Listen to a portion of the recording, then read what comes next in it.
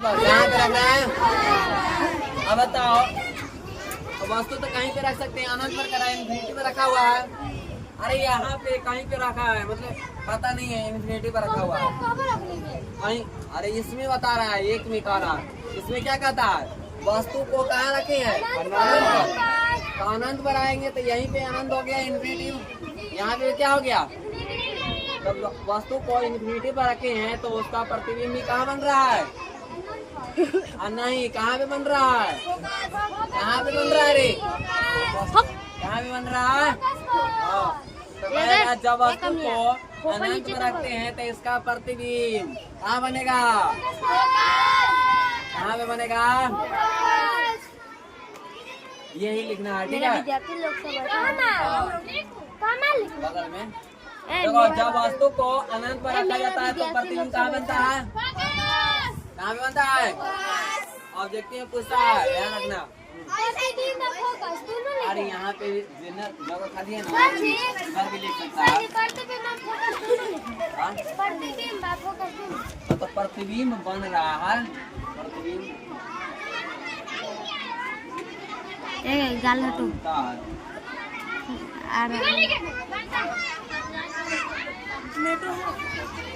तू तंगा माता नीचे करेंगे। चलो ध्यान दो, तो जब वस्तु को अनंत पर रख रहे तो प्रतिबिंब कहाँ बन रहा है, जहाँ पे कटान बिंदु हो गया ना वहीं पे प्रतिबिंब बनता है, ठीक है। तो कहाँ पे बन रहा है, फोकस पर, कहाँ पे बन रहा है, फोकस पर। अब दूसरा में कहता है जब वस्तु को अनंत और कहाँ पे रख रहे हैं, अनंत और कहाँ पे, इन्फिनिटी तो यहाँ हो गया, अरे इन्फिनिटी तो यहाँ पे ना हो गया, और वक्रता केंद्र यहाँ है, अरे दोनों के बीच में ना है, यही ना वस्तु है।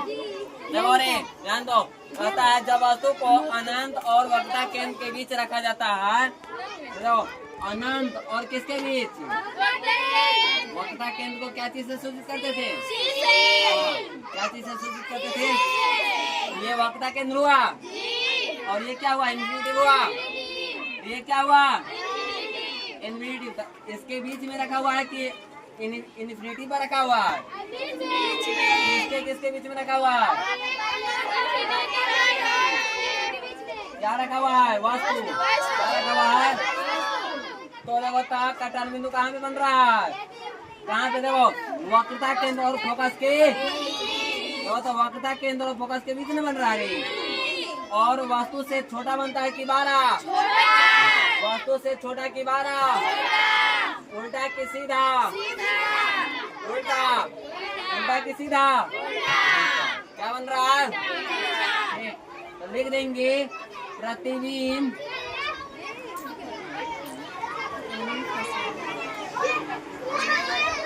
बनता है, कहाँ कहाँ कहाँ कहाँ में बनता है, तो वक्रता केंद्र और वक्रता केंद्र और फोकस के बीच, और छोटा, और कैसा बनता है, छोटा बनता है ना, वस्तु से क्या बनेगा, यहाँ लिख देंगे और वस्तु से छोटा, और कैसा, उल्टा, कैसा बनेगा, देखो रे कहाँ पे वस्तु को रखे हैं, तो वक्रता केंद्र और अनंत के बीच, कहाँ पे वस्तु को रखे हैं, वक्रता केंद्र और अनंत के बीच रखे हैं, तो कहाँ पे प्रतिबिंब बन रहा है, किसके किसके बीच में, फोकस और वस्तु से छोटा है कि बड़ा है, वस्तु से और उल्टा की सीधा, समझ गया, ये समझ गया ना। ये तो फोकस से होकर, मतलब सॉरी वक्रता केंद्र से जाता है तो वक्रता केंद्र में लौटता है, चलो इतना ज्यादा नहीं करता है। और जैसे ही हाथी से जाता है तो फोकस से होकर को जाता है, प्रधान अक्ष के सामने जाता है, किससे होकर जाता है, किससे होकर भी जाता है, फोकस से होकर, ये सब जानता है ना, इसलिए पहले बता चुके हैं, इतना याद रखना, ठीक है। अब बताए, जब वस्तु को वक्रता केंद्र पर रखा जाता है, जब वस्तु को कहाँ पे रख रहे हैं? बताओ तो कहाँ पे बन रहा है? कहाँ पे बन रहा है? वक्रता केंद्र में बन रहा है। अरे कहाँ पे वस्तु बन रहा है? क्या होता है? सभी वस्तु कहते हैं। प्रतिबिंब कहाँ पे बन रहा है? कहाँ पे बन रहा है? इधर कहीं बन रहा है। क्या होता है? तो फोकस है ना, यहाँ तो कटा हुआ है, मगर कटान बिंदु जहाँ पे प्रतिबिंब बनता हुआ प्रतीत हो, दिखाई दे, यहाँ पे दिखाई देता है प्रतिबिंब। अरे यहाँ पे दिखाई देता है, यहाँ पे दिखाई देता है ना, यहाँ पे कहाँ पे दिखाई देता है? इसका नाम क्या है? तो वक्रता। जब वस्तु को वक्रता केंद्र पर रखा जाता है तब उसका प्रतिबिंब कहाँ पे बनता है? वक्रता केंद्र पर। जब वस्तु को वक्रता केंद्र पर रखेंगे तो कहाँ पे बनेगा? जब वस्तु को वक्रता केंद्र पर रखेंगे तो और कैसा बनेगा? सीधा बनेगा, नहीं उल्टा। सीधा बनेगा। कैसा बनेगा? उल्टा बनेगा। और वस्तु के बराबर, और वस्तु के नहीं, छोटा नहीं, वस्तु के, समझ गया? चलो लिख लेंगे।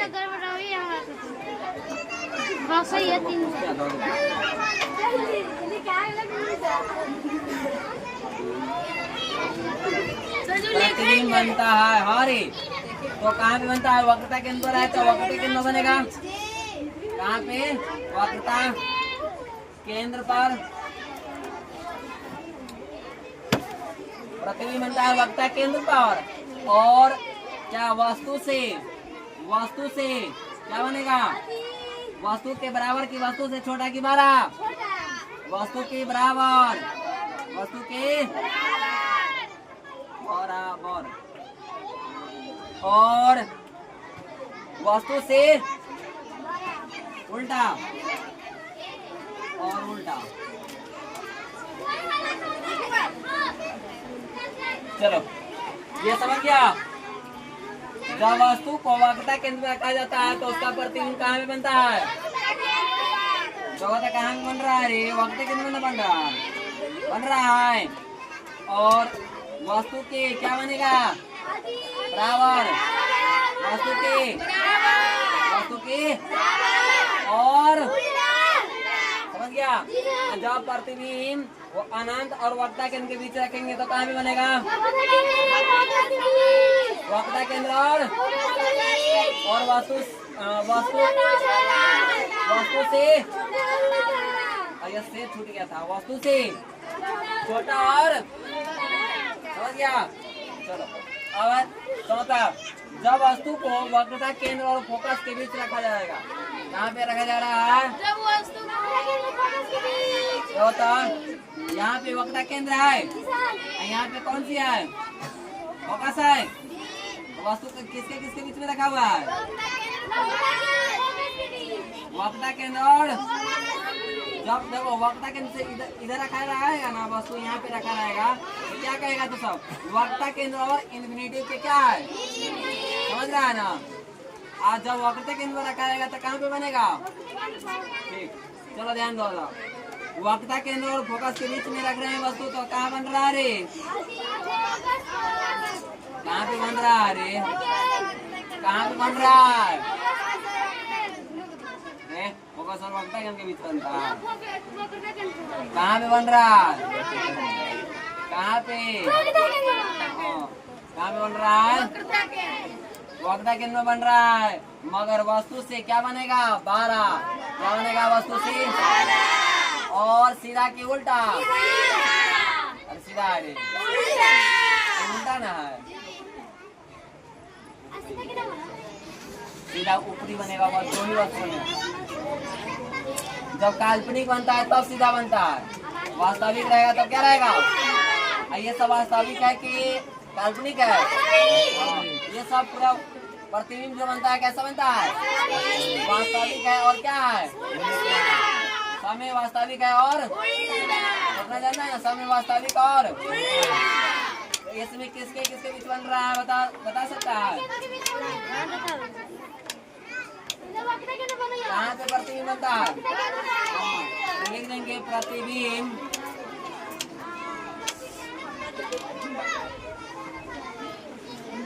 वक्रता केंद्र पर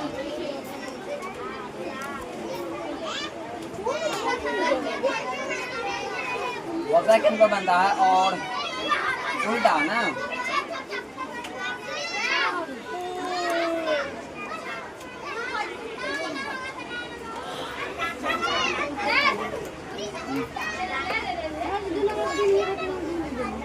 क्वेश्चन कैसे पूछता है ऑब्जेक्टिव में, नो कंफ्यूजन रहेगा, या एक नंबर में या 2 नंबर में भी पूछ सकता है। ठीक है, पूछेगा क्वेश्चन जब वस्तु को अनंत पर रखा जाए तो उसका प्रतिबिंब कहाँ पे बनेगा, तो दूसरा को आंसर और फिगर के साथ लिखना है।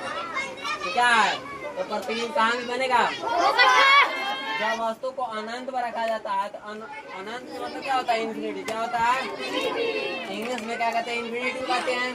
क्या कहते हैं, अरे इंग्लिश में से क्या कहते हैं, इन्फिनिटी में कहते हैं। तो किससे, जब अनंत पर रखे वस्तु को तो किससे होकर गुजर रहा है, किससे होकर गुजर रहा है, फोकस से होकर गुजर रहा है। तो इसका प्रतिबिंब कहाँ पे बन रहा है, चलो, और कैसा बनेगा, वास्तविक। ठीक है, उल्टा नहीं बनेगा। आज जब वस्तु को अनंत और वक्रता केंद्र के बीच रखा जाता है, जब वस्तु को कहाँ पे, अनंत और अनंत, अनंत इधर है कि इधर है, इधर ना है, इन्फिनिटी यही ना है। जब वस्तु को किसके बीच में रखे हैं, देवता वक्रता केंद्र और इन्फिनिटी के, तो इसका प्रतिबिंब किसके किसके बीच बन रहा है, वक्रता केंद्र और, जब वस्तु को वक्रता केंद्र और इन्फिनिटी के बीच में रख रहे हैं तो इसका प्रतिबिंब कहाँ बन रहा है, कहाँ बन रहा है, वक्रता केंद्र और, वक्रता केंद्र और। जब वस्तु को वक्रता केंद्र और इन्फिनिटी के बीच रखते हैं तो इसका प्रतिबिंब किसके किस बीच में बनता है, फोकस और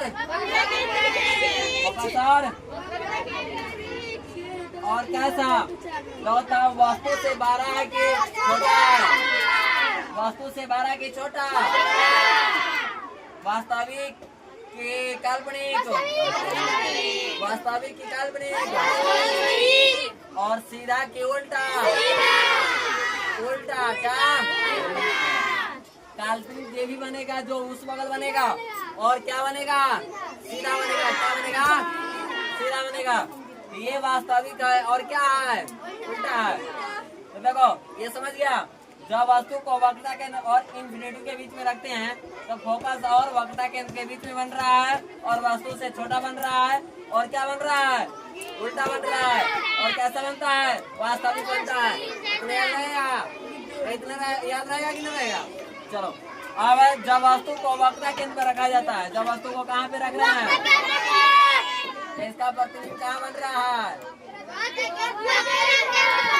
अरे इसकी जगह के अनुसार ना, तो और क्या होता है, एकदम बराबर आता है। ठीक है, जब वस्तु को वक्रता केंद्र पर रखा जाता है तो उसका प्रतिबिंब कहाँ पे बनेगा, जब वस्तु को वक्रता केंद्र में रखेंगे तो कहाँ पे बनेगा, वक्रता केंद्र पे बनेगा। कहाँ पे बनेगा, और कैसा बनेगा, वास्तविक, वास्तविक और, वास्तविक और वस्तु के, वस्तु के, वस्तु से छोटा, वस्तु के, समझ गया। चलो अब बताओ तुम लोग को बोलना है, जब वस्तु को इन्फिनिटी और वक्रता केंद्र के बीच में रखते हैं तो कहाँ पे प्रतिबिंब बनेगा, फोकस बनेगा। जब वस्तु को वक्रता केंद्र और इन्फिनिटी के बीच में रख रहे हैं तो उसका प्रतिबिंब कहाँ में बनेगा, वक्रता केंद्र और, वक्रता केंद्र और,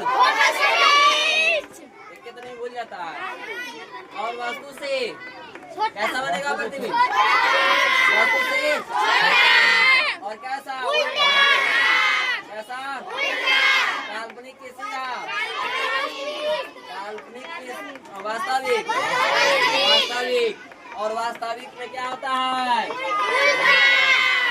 अब देखो, जब वस्तु को वक्रता केंद्र और फोकस के बीच में रखा जाए, जब वस्तु को किसके किसके बीच रखा जाए, वक्रता केंद्र और क्या यही ना बोला था आई दोनों के बीच में ना। अरे ये कहाँ पे प्रतिबिंब बनता है? कहाँ बन रहा है? वक्रता केंद्र पर कहाँ पे बन रहा है? वक्रता कहाँ पे? और देखो वस्तु से 12 की छोटा, वस्तु से 12 की छोटा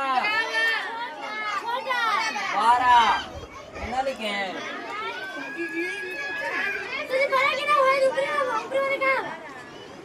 12 बनेगा। यहाँ पे ई छोटा है ना, जैसे ई इतना बड़ा रखेंगे ना, यहाँ पे इतने बड़ा बनेगा। समझ गया? ये और कहीं को समझेगा।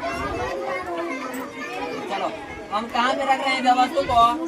वक्रता केंद्र। तो वक्रता केंद्र हो गया और फोकस हो गया, नहीं ना हो गया? इसी के बीच में रख रहे हैं। यहीं पे वस्तु है ए और बी मान लेते हैं। इसको वस्तु को हमेशा क्या मानते हैं? ए और। वस्तु को हमेशा ए और, ठीक है? ये हो जाएगा वक्रता केंद्र और ये हो जाएगा ए। जब वस्तु को वक्रता केंद्र और किसके बीच में रख रहा है? वक्रता केंद्र और किसके बीच में रख रहा है? देखो यहाँ से टकराएगा, किससे होकर गुजरेगा? फोकस से। किससे होकर गुजरेगा? इसका कटन बिंदु कहाँ पे बन रहा है? बताओ। फोकस कहाँ पे बन रहा है? केंद्र कहाँ पे बन रहा है रे? इसका प्रतिबिंब कहाँ पे बना? कहाँ पे बना? वक्रता केंद्र कहाँ पे बना?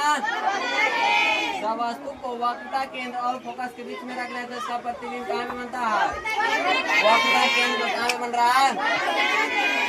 वस्तु से क्या बड़ा बन रहा है कि छोटा बन रहा है? बड़ा है कि छोटा है? बड़ा है कि छोटा है? अरे कितना बड़ा है ना, देखो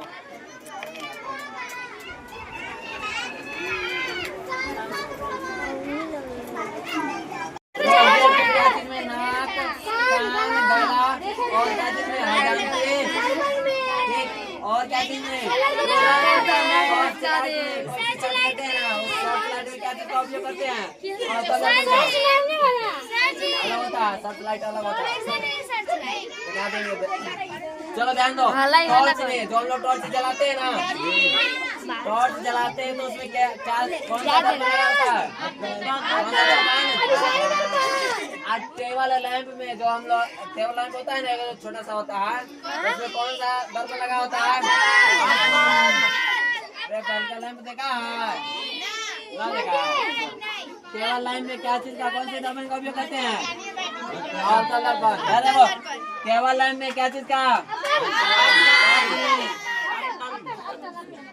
चलो ध्यान दो। अब कहता है हजामती दर्पण में अवतल दर्पण का ही उपयोग क्यों किया जाता है? क्वेश्चन पूछता है। यहाँ से क्वेश्चन सब है। हजामती दर्पण में अवतल दर्पण का उपयोग ही क्यों किया जाता है? मतलब कि हम लोग उत्तल दर्पण का क्यों नहीं कर सकते हैं? अवतल दर्पण का ही क्यों करते हैं? ऐसा क्वेश्चन पूछ रहा है, ठीक है? तो कहता है जब अवतल दर्पण में वस्तु को फोकस और ध्रुव के बीच में रखा जाता है तो इसका प्रतिबिंब कहाँ बनता है रे? कहता है ये कल्ले बताए थे, ध्यान दो। कल्ले आज सुबह बताया है ना? आप कल्ले दर्पण का रहा देखो रे, आज समझा देते हो मेरा। कौन सी दर्पण है? कौन सी दर्पण है? कहता हूँ कौन सी दर्पण है? और यहाँ पे कौन है? फोकस है। कौन है? सर जी चलो ध्यान दो। हल्ला करिए माँ। जब अवतल दर्पण में वस्तु को फोकस और ध्रुव के बीच रखा जाता है तो इसका प्रतिबिंब दर्पण के और किसके बीच में कहता है? फोकस और किसके? ध्रुव के। यहाँ पे है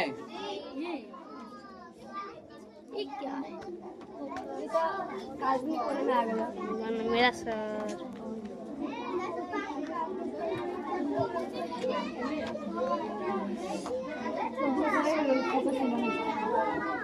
यहाँ पे कटार बिंदु होगा।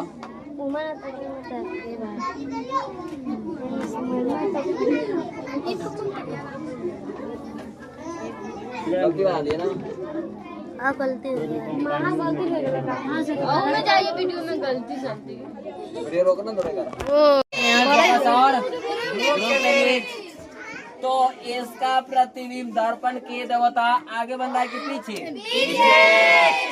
और वस्तु से 12 की छोटा, वस्तु से 12 की छोटा, वस्तु से 12 की छोटा, और वस्तु के बराबर की उल्टा, सॉरी बराबर कर रहे हैं, वस्तु के सीधा है कि उल्टा है? वस्तु के सीधा की उल्टा? सीधा क्या है? सीधा ना रे। और उल्टा क्या होता है? नीचे बनता तो क्या होता? उल्टा। और काल्पनिक है कि वास्तविक है? काल्पनिक। क्या है? और वस्तु से क्या है? अब इसमें देखो क्या लिखा है, तो इसका प्रतिबिंब दर्पण के पीछे 12 सीधा और काल्पनिक। अभी हम लोग क्या बताए हैं तुमको? यही ना, वस्तु को जब ध्रुव और फोकस के बीच रख रहे हैं तो कहाँ पे बन रहा है? दर्पण के पीछे। प्रतिबिंब कहाँ पे बनता है? दर्पण के पीछे। और वस्तु से, वस्तु से, और वस्तु के सीधा है कि उल्टा है? वास्तविक है कि काल्पनिक है? समझ गया? सीधा बन रहा है और क्या बनता है? उल्टा, मतलब कि दर्पण के पीछे बन रहा है, दर्पण के और 12 बनता है। और कैसा बनता है? ठीक, इतना समझ गया? आज सुबह ही न पढ़ाए हैं। और मुख्य रूप से 12 प्रतिबिंब बनने के कारण ही अजानती दर्पण के रूप में हम लोग क्या करते हैं? इसीलिए ना माता में केस में ही मैं कर देता आसानी से। हमको समझ गया? अब है अवतल दर्पण का उपयोग क्या चीज में कर रहे हैं? सोलर को कर रहे हैं। अब अवतल दर्पण के क्यों करते हैं? उत्तल दर्पण के क्यों नहीं कर सकते? तो देखो क्या कहता है, जब प्रकाश की किरणों को प्रधान अक्ष के समांतर भेजा जाता है तो परावर्तन के बाद फोकस बार क्या हो जाती है? जगह तो आई है उतना ही बड़ा।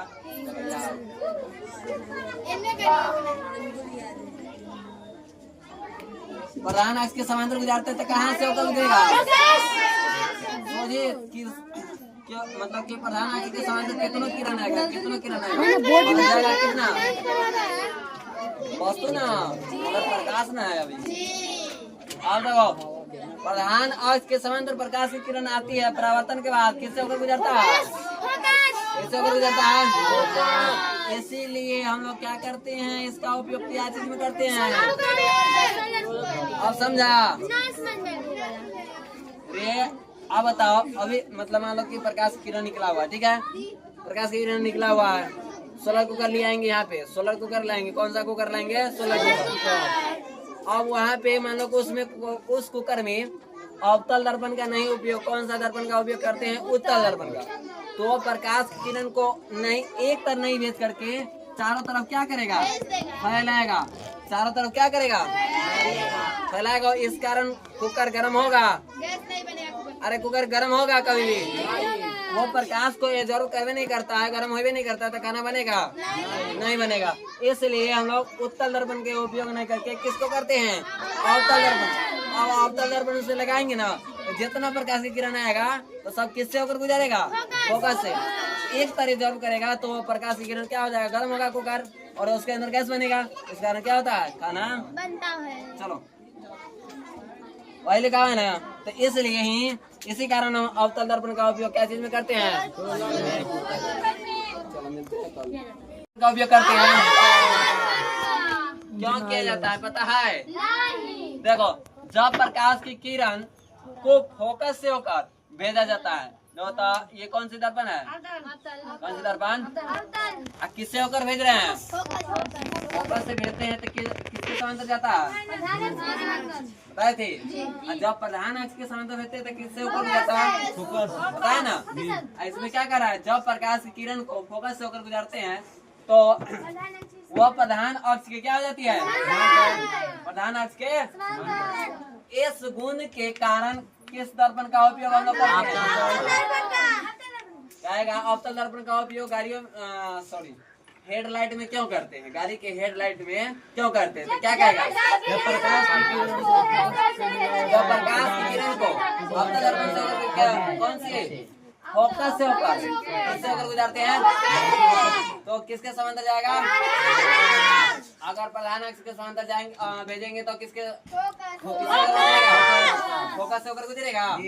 चलो अब उत्तल दर्पण का उपयोग स्ट्रीट लाइट में क्यों किया जाता है? जब प्रकाश की किरणों को प्रधान अक्ष और उसके समांतर भेजते हैं तो सभी परावर्तित किरण फोकस से क्या हो जाती है? ये कौन सी दर्पण है? उत्तल दर्पण है। कौन सी दर्पण? कौन सी दर्पण? किसके समांतर भेजते हैं? प्रधान अक्ष के। ये क्या हो जाती है? फैलती ना रे, फैलती ना है। लिखा दिया देखो ना, जब प्रकाश की किरण को प्रधान और उसके समांतर भेजते हैं तो सभी परावर्तित किरण फोकस से क्या हो जाती है? प्रतीत होती हैं। इस गुण के कारण ही उत्तल दर्पण का उपयोग क्या चीज में करते हैं? स्ट्रीट लाइट में। ठीक, उत्तल दर्पण का दिखा देंगे, ऐसे नहीं समझ में आएगा। उत्तल दर्पण का उपयोग साइड मिरर, गाड़ी का साइड मिरर रहता है ना, शीशा। ठीक, उत्तल दर्पण का उपयोग साइड मिरर के रूप में क्यों किया जाता है? अरे गाड़ी के साइड मिरर नहीं तो बगल वाला। उत्तल दर्पण में बना प्रतिबिंब सीधा एवं क्या होती है? जो गाड़ी में लगा रहता है छोटा शीशा, तो उसमें कैसा बनता है प्रतिबिंब? बड़ा बनता है, सीधा बनेगा। और कैसा बनेगा? तो सीधा प्रतिबिंब किसमें बनता है? उत्तल में ना। सीधा प्रतिबिंब किसमें बनता है? उत्तल दर्पण में। किसमें बनता है? मगर अवतल दर्पण में बनता है सीधा प्रतिबिंब, मगर दर्पण के पीछे। मगर कहाँ पे रखने पर? फोकस और ध्रुव के बीच। फोकस और ध्रुव के बीच रखेंगे तो उसका दर्पण कहाँ बनेगा? दर्पण के पीछे और सीधा। तो किस दर्पण में? अवतल दर्पण में। कौन से दर्पण में? उत्तल दर्पण में हमेशा कैसा प्रतिबिंब बनता है? सीधा। कैसा प्रतिबिंब बनता है? सीधा और चलो ध्यान दो। तो उत्तल दर्पण में बना प्रतिबिंब सीधा और क्या होता है? और उत्तल दर्पण का दृष्टि क्षेत्र भी बहुत ही क्या होते हैं? बहुत ही छोटा होता है। ठीक है, इसलिए उत्तल दर्पण का उपयोग हम लोग क्या चीज में करते हैं? साइड मिरर में। कभी आगे तो कभी पीछे बनता है। गोलीय दर्पण में कभी कभी प्रतिबिंब कहाँ बनेगा?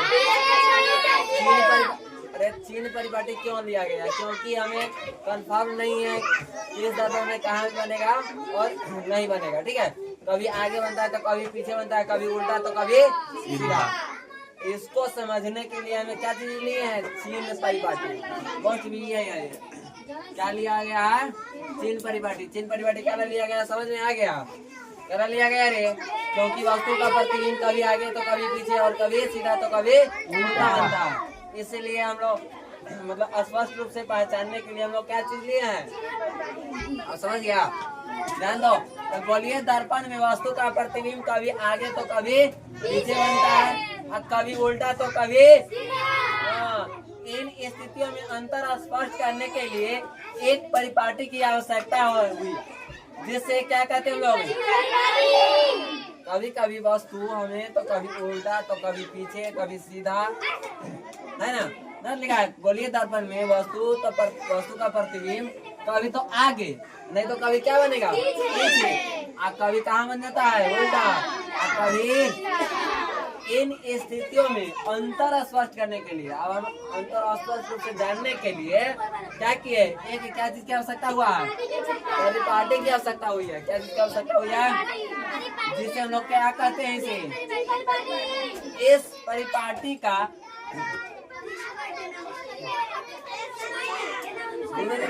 इस परिपाटी के अनुसार कहा जाता है। इस परिपाटी के अनुसार सभी दूरियां क्या होती है? क्या चीज में मापी जाती है, ये आगे समझ में आएगा। ग्रुप में कैसे मापा जाता है शोर, ठीक है। हाँ, समूह में बताएंगे कैसे मापा जाता है ग्रुप में शोर। आपतित किरण की दिशा में मापी गई दूरियां क्या होती है।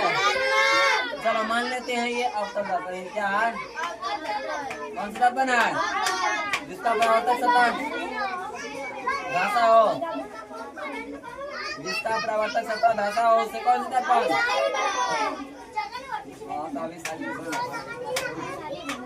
चलो ये तो हो जाएगा ध्रुव, इसे क्या चीज से सूचित करते हैं, ये हो जाएगा, ये हो जाएगा वक्रता केंद्र। तो प्रधान अक्ष के समांतर भेजी गए प्रकाश की किरण किधर से इधर से जाता है। अब क्या कर रहा है होता है इसमें, क्या कहता है आपतित किरण। आपतित किरण यही ना है, आने वाली किरण को और टकरा के जाने वाली किरण को परावर्तित किरण क्या कहते हैं, पता है ना, बता चुके हैं ना। ठीक, चलो तो कहता है आपतित किरण की दिशा में मापी गई दूरियां क्या होती है। आपतित किरण की दूरियां यहीं से ना नापेंगे, यहीं से ना आपतित किरण तो 10 सेंटीमीटर यहाँ से मापेंगे और 10 सेंटीमीटर ये हो जाएगा, यही दूरिया होगा। एक और ध्रुव से लेकर क्या था आप ध्रुव से लेकर एक और फोकस से लेकर, तो ये बताता क्या कर रहा है, धनात्मक है कि ऋणात्मक है। आर यहाँ से यहाँ तक कह रहा है कुछ आपतित किरण की दिशा में मापी गई दूरियां क्या होती है, यहाँ से यहाँ तक मापी गई क्या होती है, धनात्मक होती है। अब क्या कहता है, एक उल्टा, एक जस्ट उल्टा इधर जाएगा। तो आपतित किरण की विपरीत दिशा में, अब विपरीत दिशा में मापी गई दूरियां क्या हो जाएगी, क्या हो जाएगी, यहाँ से एफ रहेगा और यहाँ से मापा गया दूरी ऐसा क्या लिखाएगा, ऋणात्मक भी लिखाएगा। क्या लिखाएगा, यहाँ हो जाएगा सेंटर, मतलब देखो ये ध्यान दो। तो कहता आपतित किरण की दिशा में मापी गई दूरियां क्या होती है, धनात्मक। आपतित किरण की दिशा में मापी गई दूरियां क्या होती है, और विपरीत विपरीत तो क्या होगा। देखो आपतित किरण की दिशा में मापा गया तो क्या कहेंगे उसे, इसीलिए संतुष्ट करने के लिए ही क्या लिए हम लोग चिन्ह परिपाटी, ठीक है। और उसके विपरीत में मापने के लिए हम लोग क्या करते हैं, कैसे से, ऋणात्मक से। अब कहता है प्रधान अक्ष उसके ऊपर धनात्मक माना जाता है। प्रधान अक्ष जो भी वस्तु रहेगा उसे हम लोग क्या करते हैं, अरे कहीं ऊपर है प्रधान अक्ष के ऊपर, ये प्रधान अक्ष ना हुआ, तो प्रधान अक्ष ऊपर आता है तो क्या होता है हमेशा, प्रधान अक्ष के हमेशा ऊपर अगर प्रतिबिंब बनेगा तो इसे हमेशा पॉजिटिव चिन्ह क्या रहेगा, और नीचे बनेगा तो क्या बनेगा, नेगेटिव। क्या बनेगा, देखो चिन्ह परिपाटी में हम लोग क्या संतुष्टि कर रहा है, ध्यान दो। आपतित किरण लिखा है ना, आपतित किरण की दिशा में मापी गई दूरियां हमेशा क्या होती है, धनात्मक। और विपरीत मापा गया तो क्या होती है, ऋणात्मक। आपतित किरण की दिशा में मापी गई दूरियां धनात्मक क्या होती है, आपतित किरण की दिशा में मापी गई दूरियां क्या होती है, आपतित किरण की विपरीत दिशा में मापी गई दूरियां, आपतित किरण के दिशा में मापी गई दूरियां धनात्मक। एक विपरीत मापा जाएगा तो ठीक आएगा। प्रधान अक्ष के ऊपर वस्तु रखा जाएगा तो इसे हम लोग क्या चीज से, धनात्मक से। प्रधान अक्ष के ऊपर में है, यही नहीं प्रधान अक्ष है, इसका ऊपर रखेंगे तो क्या होगा, अब प्रधान अक्ष के नीचे रहेगा तो क्या हो जाएगा, समझ गया। प्रधान अक्ष के ऊपर यहाँ पे भी रहेगा तो क्या लिखेंगे, नीचे रहेगा तो नहीं, प्रधान अक्ष के कह रहा है ना, सिर्फ जरूर नहीं कहा प्रतिबिंब के आगे या पीछे, कहा है नहीं कहा, सोने कहा है प्रधान अक्ष के ऊपर रहेगा तो नीचे रहेगा तो, समझ गया। मगर रहेगा आपतित किरण की दिशा में, आपतित किरण के दिशा में मापी गई दूरियां क्या हो जाएगी, धनात्मक क्या हो जाएगी। और आपतित किरण की विपरीत दिशा में मापी गई दूरियां क्या हो जाएगी, आपतित किरण की दिशा में मापी गई दूरियां क्या हो जाएगी, धनात्मक। आपतित किरण के विपरीत दिशा में मापी गई दूरियां ऋणात्मक, समझ गया। आप प्रधान अक्ष के ऊपर वस्तु रखेंगे तो इसका क्या हो जाएगा, क्या चीज है, नीचे ऊपर वाला कितना याद रहेगा ना। में सिद्ध करे क्या ए बराबर फॉर्मूला तो सब याद क्या होगा, याद क्या है ए बराबर क्या होता है, यहाँ पूछ देगा क्या आर बराबर, तो वही ना हो गया आर बराबर क्या है, अब समझा। अरे इसी को हल कर दिया है, आर के नीचे क्या है 2 है, तो ये भाग में, तो भाग के बगल आता है तो क्या आ जाता है गुना में, अगर गुना में रहता है तो क्या आ जाता है भाग में। अब बताओ ये गुना में तो 2 को हम अगल बगल भेजेंगे तो क्या भाग में जाएगा कि भाग में जाएगा। तो आप समझ गया ए बराबर r/2 पूछे या आर बराबर क्या पूछे, चलो इतना समझ गया। चलो लिखा है माना कि m डैश एक अवतल दर्पण है, क्या है m डैश एक कौन सी दर्पण है, कौन सी दर्पण है अवतल, कोई नहीं लिखेगा कलम नीचे रखो। माना कि m डैश एक कौन सी दर्पण है जिसका ध्रुव क्या है, को बता चुके हैं ध्रुव को क्या चीज से सूचित करते हैं, वक्रता केंद्र को क्या चीज से, फोकस दूरी को, फोकस दूरी को भी क्या चीज से, वक्रता त्रिज्या को दूरी, ये सब याद रखना क्योंकि दूरी है। अब चलो ध्यान दो, कहता है जिसका ध्रुव क्या है P और वक्रता केंद्र क्या है, ध्रुव P है, वक्रता केंद्र क्या है C है। चलो अब कहता है BA एक आपतित किरण है, BA चाहे AB कौन सी किरण है किसके समांतर जा रहा है, AB का है या BA, बात तो वही ना है। तो BA एक कौन सी किरण है जो कि प्रधान अक्ष की क्या है, लिख देगा, ध्यान दो याद करना है इसको, जैसे थ्योरम तो सब याद करता है परिमेय, अभी ना याद किया, अरे 10वां में सिद्ध करना है, थ्योरम ना होता है, थ्योरम 7 थ्योरम 6 थेस पर में से ऐसा नहीं हुआ है, अच्छा तो उसमें याद करना पड़ता है परिमाण, ठीक है। इसमें m डैश क्या है, ध्यान देना है मेरे आवाज पर, माना कि m डैश क्या है क्या है, जिसमें ध्रुव क्या है, वक्रता केंद्र क्या है, उसमें आवाज न सुनाएगा ना लगेगा, समझ गया। अगर न समझ में आए तो मोबाइल पर भी देख सकता है, समझ गया, आराम से बोलो। वीडियो पर गाना लगा दे, वीडियो पर गाना नहीं लगाते हैं, जब पढ़ाई वाला में दोगे तो कौन नंबर वीडियो पर गाना नहीं लगा। देखो m डैश से क्या है अवतल दर्पण है, क्या है ठीक है, m डैश से क्या है जिसमें ध्रुव क्या है वक्रता केंद्र क्या है वक्रता केंद्र क्या है, जिसमें कहता है AB एक आपतित किरण है, AB एक क्या है किरण है, जिसमें AB एक क्या है जो कि प्रधान अक्ष के क्या है, जो कि प्रधान अक्ष के समांतर, ठीक है, समांतर आ रही है या समांतर है इतना भी लिख देंगे, ठीक है। या परावर्तन के बाद किससे होकर गुजरता है, किससे होकर गुजरता है, अब इतना तो तुमको मालूम होगा। अगर ये क्या है गोलीय, मतलब ये क्या है रेत है, क्या है ये क्या है रेत है। अब रेत के कहीं से एक दंड गिरते वो क्या होता है लंब होता है, अभिलंब होता है, अभिलंब होता है कि नहीं होता है, कहीं से भी गिरते हैं तो अरे कहीं से गिरते हैं तो ये क्या होता है जय वो खींचा जाता है वो अभिलंब होगा। अब ध्यान दो, तो इसमें क्या कहता है परावर्तन के बाद फोकस से होकर गुजरता है, इधर जानता है ना, याद हुआ। एम डैश एक अवतल दर्पण है जिसमें ध्रुव क्या है वक्रता केंद्र क्या है, जिसमें ए भी एक क्या रही है जो कि प्रधान अक्ष के परावर्तन के बाद किससे होकर गुजरता है, याद हुआ।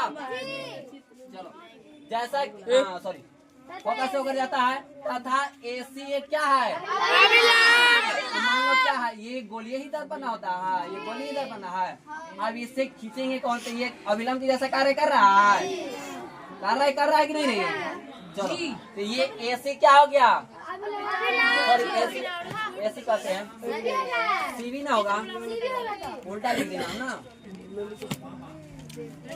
नाम लिखा गया है उल्टा। अब ठीक है, नाम उल्टा लिखा गया था। CA क्या है, एक अभिलंब है। CA क्या है, CA क्या है, समझ गया? चलो प्रमाण, ये तो नहीं याद रखना होगा, जब याद रहेगा तभी फिगर बनेगा। माना कि M डैश M मतलब M डैश क्या है, समझ गया? P इसमें क्या है, ये क्या है, ये क्या है? अब आ रही आपकी किरण A आपकी किरण है, इससे को गुजरता है, कितना याद रहेगा तब ना बनेगा फिगर, तो सेम बन रहा है। और एक अभिलंब है जो किससे को गुजरता है, जो अभिलंब कौन है, C और A, ठीक है? इतना समझ गया? पता है कौन 1 और कौन 2 किसके बता चुके हैं, तुम लोगों को बता चुके हैं। आपतित किरण और परावर्तित किरण क्या होता है, सॉरी आपतन कोण परावर्तन कोण क्या होता है, आपतन कोण और परावर्तन कोण क्या होता है, तो होता आपतन कोण परावर्तन कोण इसमें है, आपतन कोण और परावर्तन कोण है। आ रही किरण ये ना आपतन कोण ना हो गया बीच में, और जाने वाली किरण को बीच में क्या होता है, परावर्तन कोण होता है। तो ये दोनों क्या होता है, बराबर होता है।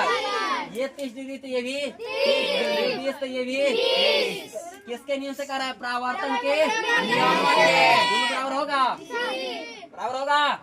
आपतन कोण परावर्तन कोण किसके नियम से बराबर होगा, परावर्तन के नियम से। परावर्तन के नियम से क्या बराबर होगा, आपतन कोण और परावर्तन कोण। तो आपतन कोण के मान क्या बता दिए हैं, 1, और परावर्तन कोण के मान क्या बता दिए, समझ गया? कोण के नाम है, आपतन कोण का मान क्या है, और परावर्तन कोण का मान क्या है, किसके नियम से बराबर हुआ, परावर्तन के नियम से, किसके नियम से, परावर्तन के नियम से। ठीक, और कहता है तुम लोग एकांतर कोण पढ़ा होगा, या अभी नहीं पढ़ा है?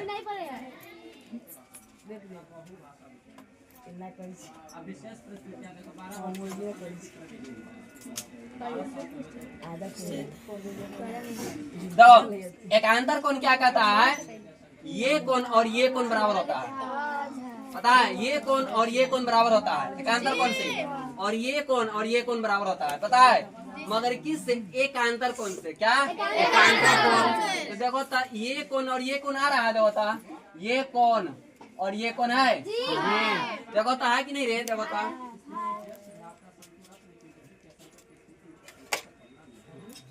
ये कौन है, देखो तो कौन 1 है, और उसके बाद क्या है, कौन, और यहीं पे ना सी माने है वक्रता केंद्र, तो ये कौन क्या है, 3 है। तो ये एकांतर कोण से बराबर होगा दोनों, एकांतर कोण से दोनों कोण बराबर होगा।